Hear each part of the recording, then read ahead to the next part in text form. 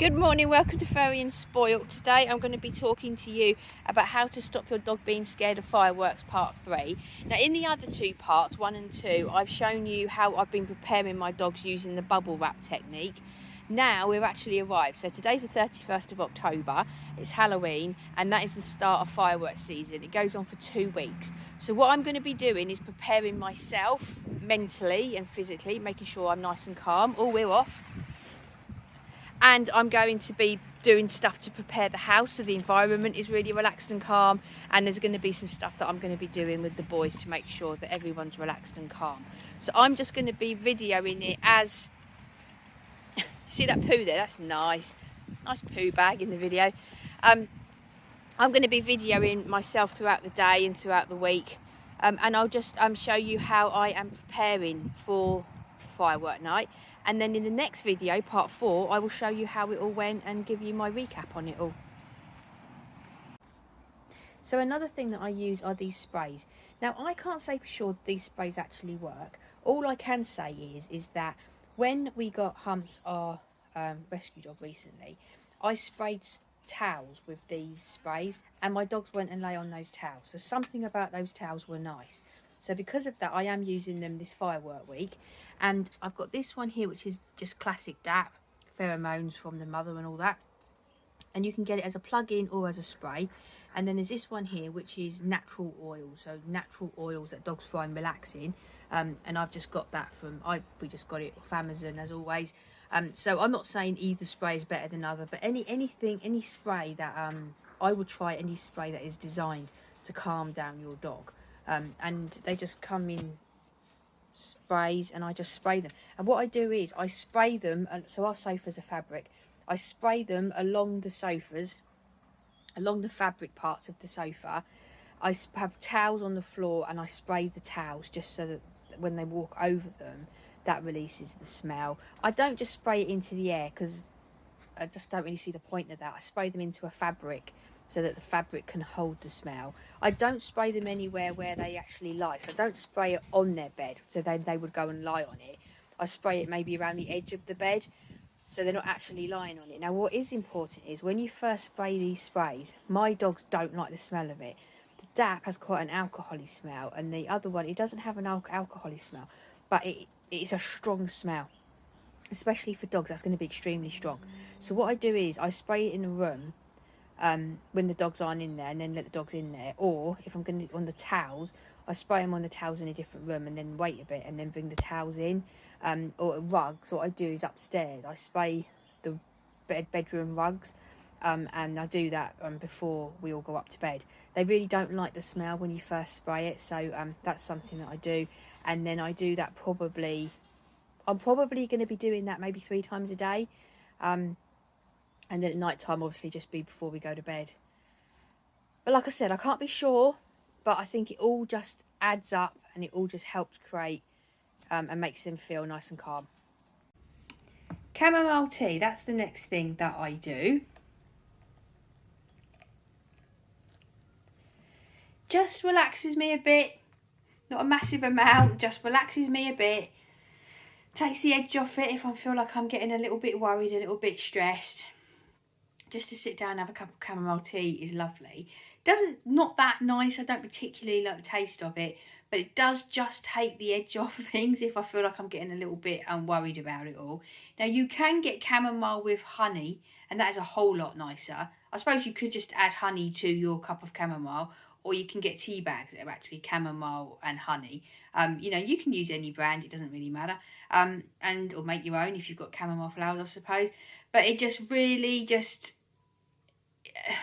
by itself, I'm not sure it'll do an awful lot, but doing this with a lot of other stuff that I do, all in all, it just helps just keep everything really nice and relaxed and calm.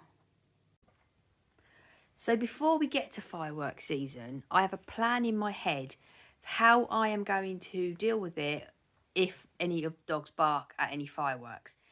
And so what I'm doing this year is, generally in life, if any of my dogs bark at the door or something that's outside, I will go and have a look, and then I would just say, it's okay, nothing there, thank you. And then no, I've looked, I've said it's safe, that's it, it's safe, and they'll stop barking, and that'll be the end of that. And so what I'm doing with the fireworks is I'm doing the same thing. So generally, if the firework is at the back of the house, they'll run there. If it's at the front of the house, they'll run there. So I just go and look and then just say, nothing there, it's okay, thank you. And the idea being that they will then stop barking. The problem comes when there's firework after firework after firework.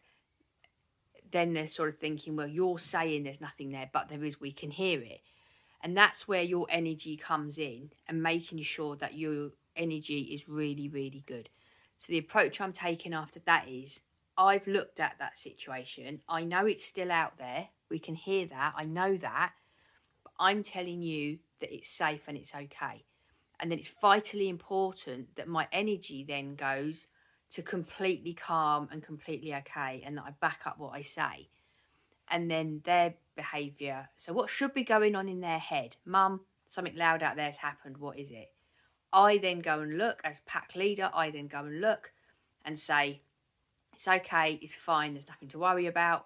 And then I go back to my normal business of whatever I'm doing, and that my energy is then completely calm because I've checked outside and I'm satisfied that whatever's making that noise is okay and safe.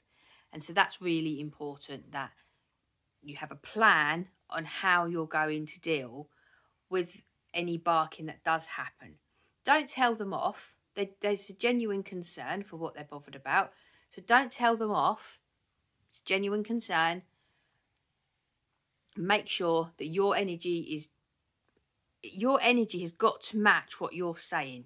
So it's a very clear, it's okay, there's nothing out there. And then you have to behave like there's nothing out there, or what is out there is not a threat in any way. Stay completely calm. Don't tell the dogs off. If you've got a dog that's barking, perhaps getting himself into a tizzy or anything like that, you can just gently put your hand on him and just say no. So he knows that behaviour isn't wanted.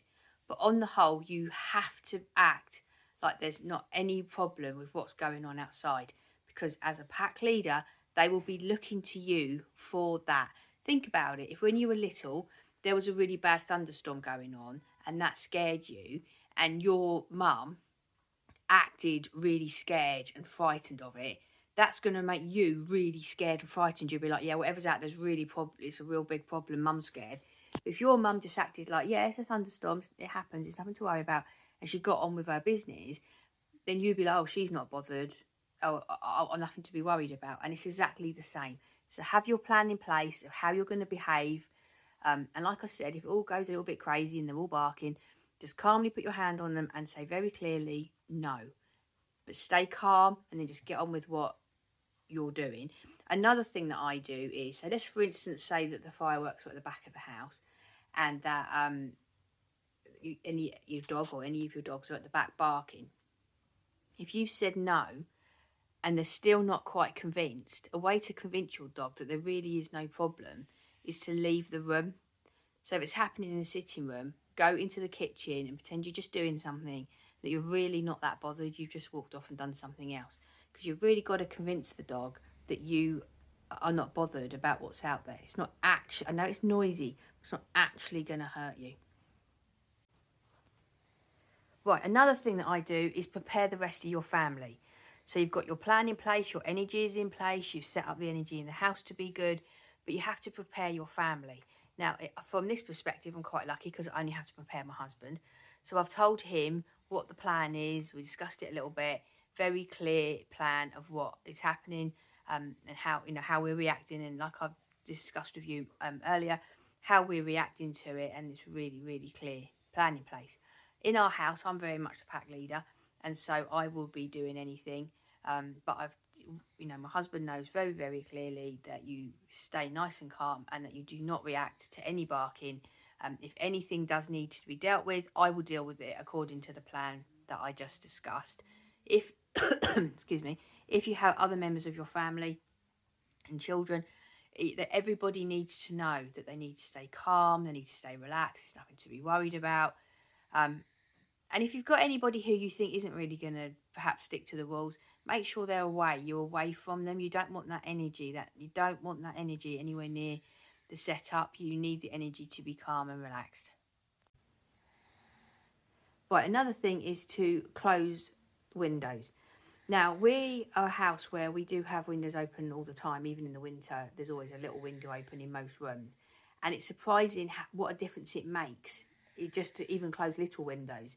It really dulls the sound of the fireworks and really, really helps no end. So about 4 o'clock every day, I'll just go around and close all the windows in the house. Don't ever get into an enclosed space with a scared dog, or get close to a dog's face if he's scared. Last year, somebody that I knew from, used to see on dog walks, he has a big kind of whippet cross dog, and he was really scared of fireworks. And he was in, I don't know if it was like in a cupboard under the stairs or in a crate or what it was in, but it was in an enclosed area. And the man got into the enclosed area with him to comfort him, and the dog went for his face, and he had to go to A&E, and his face was a right mess. So do not get into an enclosed space with a dog to comfort them, and do not go anywhere near your dog's face when fireworks are going off, because I can absolutely see how you would feel like if your dog was shaking in an area, then you would feel like you want to get in and comfort them. I completely get that, but don't do it. This man, this dog, best friends, it didn't matter. In the fierce state, he wasn't thinking straight, and he really, really went for his face. So really don't do it. I know how tempting it is to comfort them, but don't do it. And also, even if they don't seem like they're nervous, during these 2 weeks of fireworks, I'm always kissing my dog's head, always. But during the fireworks season, I don't do it around I might do it during the day. But in the evenings when the fireworks are going off, I don't do it, because you just don't know if they're going to get spooked, won't be thinking straight and turn it. You just don't know. And there are stories and stories, as always, Google it, stories and stories of dogs that have been your best friend just losing it and biting people during this season. So don't do that. It's really important. And also, you comforting them is going against the energy of trying to convince them that actually nothing's wrong. If you wouldn't be doing it if nothing was happening. So, you've got to convince them nothing's wrong, nothing's happening. But don't ever get into an enclosed space or get close to a dog's face during this season. Horrible things have happened, so don't ever do that. Right, letting your dogs out in the garden after dark during fireworks season is a really bad idea. But obviously it's not avoidable, because if the dog needs to go to toilet, he needs to go to toilet. I hear so many stories of dogs that bolt when they go out in the garden and then the firework goes off and really, really scares them. And unfortunately, some dogs will be so scared they do have heart attacks and stuff. It's not to be taken lightly, how noisy those fireworks get and how much it scares your dog. So what I do is, if they're going to go out now, I'm really lucky with Humps here, because he's like the model dog. If he wants to go to toilet, he goes out, he does it really, really fast and runs back in. He always has done, and it doesn't matter what, he's just really, really, really good. Whereas my other two, they will go out for a piddle, have a good old wander around, have a good old sniff. It goes on forever. And that's just no good. So what I'm doing with them is if they are going out, go with them and stick close to them. Our garden is completely, there is no way on this earth they could just bolt out of our garden. It's completely impossible. We've got really high fences, there's trellis, there's bushes on top of the trellis. I mean, it's completely impossible. But even so, I do stay really, really close by them. If you've got a garden where there's any way at all that they could bolt, put them on a lead and make sure that you are obviously holding the lead. Because even if you've got a dog that doesn't run away, doesn't bolt, some dogs can just have gardens where it's open at the end, but it doesn't matter because the dog just doesn't. I mean, for security reasons, the dog's getting stolen. That's also really bad. But if you have got a dog that just wanders out, that goes to the toilet and there's no problems, don't underestimate how scary a firework can be. And they get so loud, don't they? Really loud. And the dog could bolt because he wouldn't be thinking straight and he could just bolt. And it happens all the time. I'm hearing the stories all the time of it happening. So please, if you are taking your dog out in the garden after dark, during fireworks season, and they could bolt out of your garden, put the lead on them. And if they can't bolt, that's fine, but stay right there with them, and try to hurry them up and just get the job done as quickly as possible. Right, so I just want to explain something to you, because you're probably thinking, well, if all of this works, why have you got a dog that's scared of fireworks? So this is Harry here. Now, where we have lived before, which was his whole life in the same place, was really rural, and there weren't hardly any fireworks, and so didn't have any issues. Then we moved here last year and just were not prepared for how loud the fireworks were, for how long they would go on for each night, and then for like it would be over a 3-week period. We just weren't ready for it. We had no idea it would be that bad, and certainly didn't realise that Harry would be so scared. So that is why at the age he is now, which is 6, he's suddenly, this is a problem that I've got to deal with. I've never had a dog before that was scared of fireworks. So, you know, all the years I've had dealing with dogs, all the dogs I've owned, it's just not something that hasn't happened.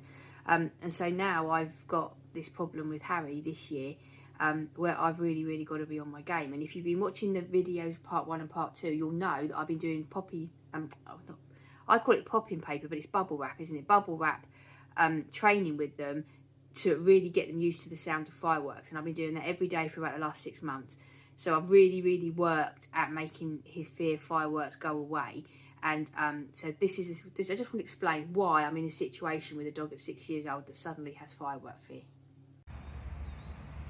Right, in the afternoon of this time of year, what I do is I put in an extra walk, but, and this is really important, you don't want your dog overtired, because they're going to be ratty and grumpy, and when the fireworks start going off, it's going to get really bad. So what I do is I take them out in the afternoon, but I don't actually walk them. We go somewhere and we find a bench and we just sit and we watch the world go by. Now, I understand that if your dog's younger, they might not be any good at just sitting and watching the world go by, in which case you will probably have to do some walk. Or the other thing I do is training. I don't take them out every day extra. Some days I'll do extra training with them, or I might do, like I said, the walk. Sometimes give them a Kong in the afternoon. But I always do something extra, so they're just that little bit more tired. But it's vitally important. I've got some very wet dogs here. But it's vitally important. Well, a couple of things. You don't want to over-exercise an older dog. Don't just be putting an extra walk in for an older dog, because you're just going to, you know, if it might just be too much for them. But if you've got a younger dog, it's really important. If you do put the extra walk in, you want to watch they don't get tired, because a ratty, grumpy, irritable dog, honestly, they're just like an overtired toddler. And during fireworks season, you don't need that in your life. So, yeah, so I do put, like I said, extra, go and find somewhere to sit and watch the world go by for a bit. Training, just something a little bit extra, because you just need them that little bit more tired when the fireworks start kicking off in the evening. Another thing that I do for them is I put on relaxing dog music.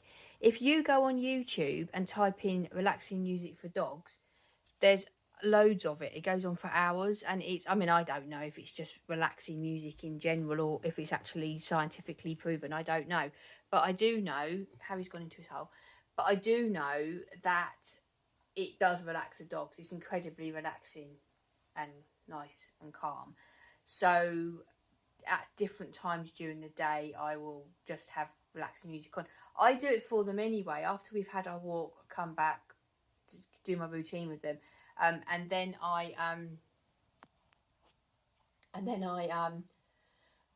settle them down and I put some relaxing dog music on, so they're very used to hearing it anyway. And you know, again, it's with like so much of this stuff, I don't really know how much it works, but it generally creates a really lovely energy, and that can only be a good thing. So just go onto YouTube, put in relaxing dog music. Something I will say is,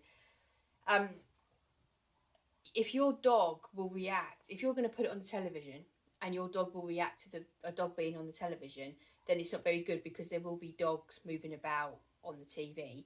If that's the case, just put in relaxing music, and you'll just be able to put on relaxing music, and it will just be pictures of forests and stuff like that. Because a lot of dogs do react to dogs that are on the TV. Or you could just have it on your phone or whatever. It doesn't really matter, but it's just about having some nice relaxing music going on. And if you don't want to have that on in the evening because you're watching TV or whatever, just have it on, you know, when you're getting dinner ready or what, just to help a little bit towards the energy of the house. Right, now another thing I use and this is really, really effective, and this is scientifically proven. I know it works. It really, really works. Is lavender oil, and whether you use it as an oil, a spray, lavender bath, wherever you get the fragrance of lavender from, it's really, really works without question. Now I've got a lavender oil here. This is a sleep one. Now this gets really expensive. So what I do is I ask for this kind of stuff for Christmas and birthdays and stuff, because it's like £25 for this bottle, but that does last me a whole year. I put this on my hands every single night before I go to sleep. And like I said, it is expensive. It's £25 for the bottle, but ask for it for Christmas and stuff, and then you don't have to pay for it. And it's really, really lovely. And what I do is I do this every single night. And what I'm going to do tonight is when the fireworks start, rather than waiting until I'm going to bed to do it, I'm going to do it while I'm just sitting watching TV. So all I do is I just drip it into my hand like that. A couple of drops. And then rub it all in your hand. Get it all in there, lovely like that. Sometimes I rub it a bit up my arms as well. Rub it all in like that. Don't put this on your dogs. So if you think you're going to be stroking your dogs, then just put it on your arms. Don't put it on your actual hands, because you don't want this on the dogs.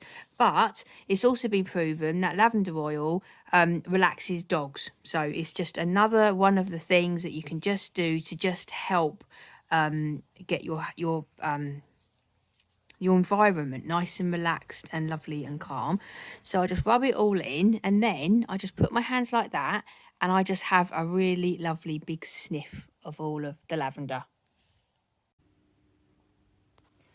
Right, so now it's the evening time, and there are fireworks going off and whatnot.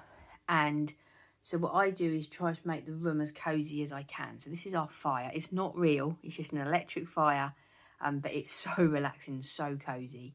Or I'll turn candles on, but just get myself really nice and relaxed, so the room's really relaxing and calm. What is the most important thing is your energy. If your energy is all wrong, it doesn't matter how much work you put in during the day, it won't make any difference. If you're stressed or worried, the dogs are just going to feed right off that. And nothing you did during the day will make any difference. And so it's not easy. And when your dogs are scared, it's really not easy just to stay calm and relaxed and act like there's nothing to be scared about. That isn't what it's about. We love our dogs. And of course, if we think they're scared, then we want to help them. But by helping them, all we're doing is confirming for them that there is a problem and that there's something to be worried about. And it's not for 1 minute do I think that it's easy to act all calm and relaxed and like nothing's happening. That's a really, really hard thing to do.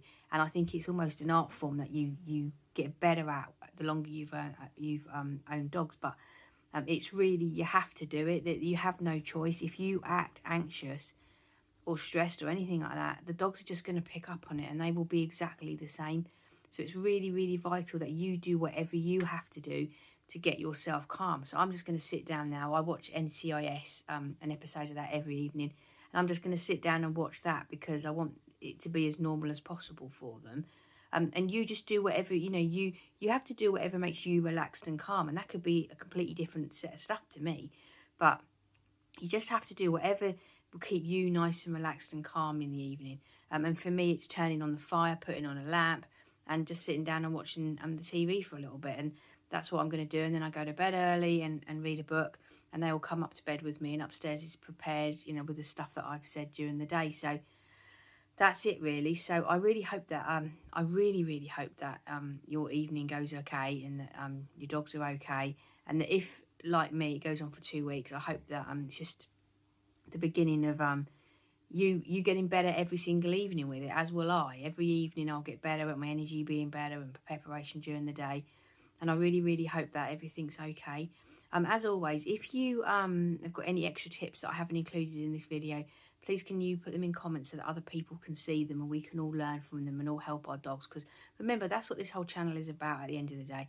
It's all about helping our dogs and helping and sharing our advice.